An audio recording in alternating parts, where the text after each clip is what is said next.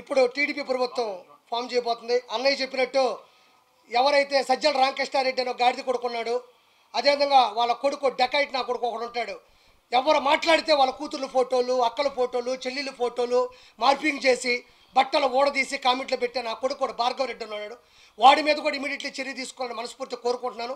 అది government paper మీద కూడా ఆడి పేరుంది. ఈ సజ్జల రామకృష్ణారెడ్డి ఏ రోజు ప్రత్యక్ష రాజకీయాలు పాల్గొన్నాడు కాదు.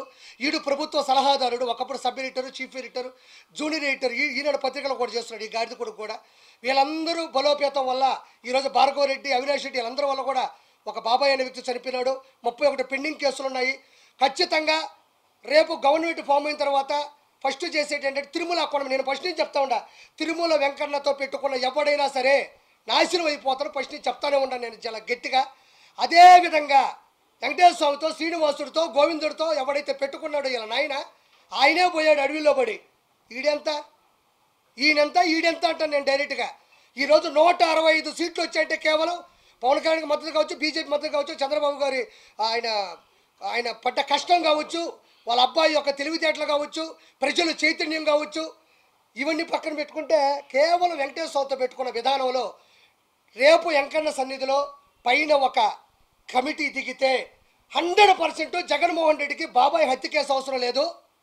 రెండో పాయింట్, పాత కేసులు అవసరం లేదు. వెంకటేశ్వర స్వామి హుండీ డబ్బులు వెంకటేశ్వర స్వామి మెల్ల ఉండే హారాల దగ్గర దొరికిపోతాడు ఆ మనిషి. కాబట్టి నెక్స్ట్ ఇంకోటి చెప్తున్నా, పవన్ కళ్యాణ్ గారిని పట్టుకొని నీకు 3 పెళ్ళిళ్ళే అన్నాడు. ఇప్పుడు నేను మా జగన్మోహన్ రెడ్డికి మంచి డ్రెస్ వేసి, చీర జాకెట్ వేసి, లంగా ఓణి వేసి, నిండు ముత్తైదుగా చేసి మా పవన్ కళ్యాణ్ గారి శోభనం గదిలో పంపిస్తాను. మంచి పన్నెండు బిడ్డని ఆయన ఇస్తే మా ఓడు కనీసం పవన్ కళ్యాణ్ గారి యొక్క తెలివితేటలైన ఆ బిడ్డ రూపాలని పెంచుకొని ఈ గాడిద కొడుకు అది నేర్చుకుంటాడని నేను మనస్ఫూర్తి కోరుకుంటున్నా. నిజంగా వెంకటేశ్వర స్వామి ఉన్నాడు, ఆ దేవుడు ఉన్నాడు. ఖచ్చితంగా ఇన్ని సీట్లు వచ్చాయంటే మాత్రం ఆంధ్రప్రదేశ్కి మంచి అభివృద్ధి వస్తుందని అర్థం. ప్రజల వ్యతిరేకత భయంకరంగా జరిగింది. ఫస్ట్ ఏం చెప్తున్నా, నెల్లూరులో 10కి 10 ఇంతవరకు భూమి మీద స్వాతంత్రం వచ్చిన తర్వాత ఆంధ్రప్రదేశ్లో నెల్లూరు జిల్లాలో ఎప్పుడు కూడా ఇన్ని సీట్లు రాలా, ఇంత అభివృద్ధి ఎప్పుడూ జరగలా.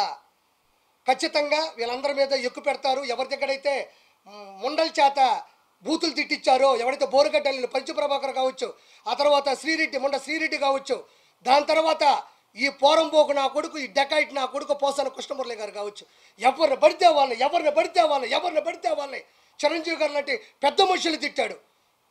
ఈరోజు ఏమైపోయాడు వీడు? మైహోం పూజలో 4 ఫ్లాట్లు ఎక్కడికి వచ్చి ఈ గాడిద కొడుకి, వీడి గన్మేళ్ళు ఎక్కడి నుంచి వచ్చారు వీడికి? తర్వాత ఈ వేణు సామన్ ఇంకో డెకాయిట్ నా కొడుకు గురించి చెప్పాను. ఈరోజు ఏదో వీడియో పెట్టాడు నా కొడుకు. నేను మొన్నే చెప్పాను, నా కొడుక